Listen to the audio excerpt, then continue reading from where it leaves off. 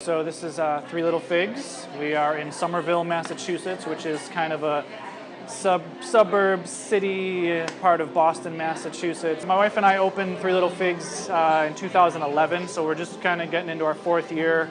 That's my mother-in-law. She works here too. It's a big family kind of community feel is what we're going for, you know. So we kind of have a rotating selection of coffee, both with roasters and offerings. At the moment, for espressos, we have 3 different espressos from Pilot Coffee, which is out of Toronto, Ontario. So we actually have to import it over the border, but to us, it's so good that it's worth it. A couple Australian brothers opened a coffee roastery in Toronto. Currently, we're serving their 11s blend, which is the kind of brighter, fruitier Ethiopian coffees. And then we also have from them a Brazilian blend, which is that dark, kind of like roasty, heavy, kind of Tootsie Roll, big-bodied coffee. So they're very, very different, both really just beautiful in their own way.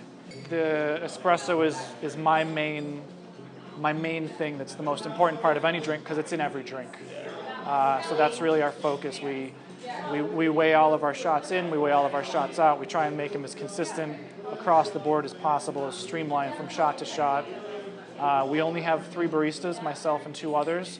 So we try to really maintain consistency even in the highest volumes. We do get pretty busy here for a little 18-seat coffee shop.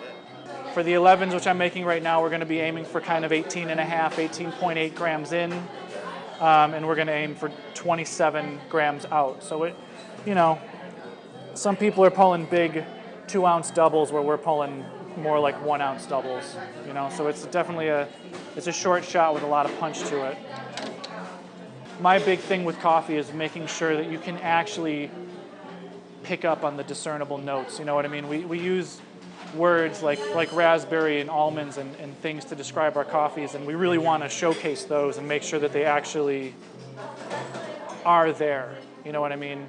It's not just like, it just tastes like paper coffee. Like, it's like, man, you can really taste that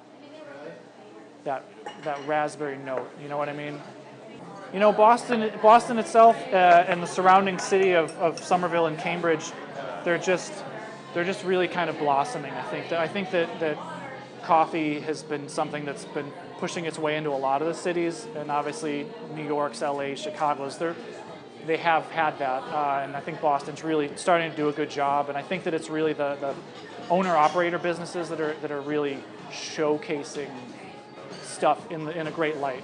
The scene's just really kind of burgeoning, and I'm psyched about it. For me, I love the art of serving it, of making it, preparing it, having my ability to taste something and say, this is what I think is good, and actually getting that kind of reciprocation from people, having them like, yeah, I get that, you know what I mean? I totally, you know, having some, you know, 60-year-old woman saying, wow, I can really taste the walnuts in this coffee like you described it, and that's awesome, you know what I mean? Or having someone come in and not just order a latte, but order a latte with a specific espresso for a specific reason because they want that chocolate note, or they want something that's kind of has a strawberry flavor to it.